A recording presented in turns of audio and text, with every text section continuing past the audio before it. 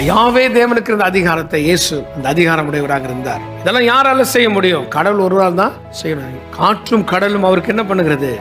கீழ்ப்படுகிறது. God of Israel, இஸ்ரவேலின் தேவன், யாவே தேவன், he is the Lord of storm, கொந்தளிப்பை அமர்த்துகிற ஒரு கர்த்தர். Lord of Sabbath, அவர் ஓய்வு நாளின் தேவன் மட்டுமல்ல, கடலையும் காற்றையும் அடக்குகிற ஒரு தேவன். அத்தாரிட்டி, அவருக்கு முழுமையான அதிகாரம் இருந்தது. அவர்கள் இவரை பார்த்து மிகவும் பயந்து, இவர் யாரோ, காற்றும் கடலும் இவருக்கு கீழ்ப்படுகிறது என்று தங்களுக்குள்ளே சொல்லிக் கொண்டார்கள். பெரிய புயல், பெரிய அமைதி, பெரிய பயம், மூன்று இருந்தது. கர்த்தர் நாமத்துக்கு ஸ்தோத்திரம். இன்றைக்கு தேவன் எல்லாத்தையும் அடக்க முடியும். பெரிய பிரச்சனை அடக்க முடியும்.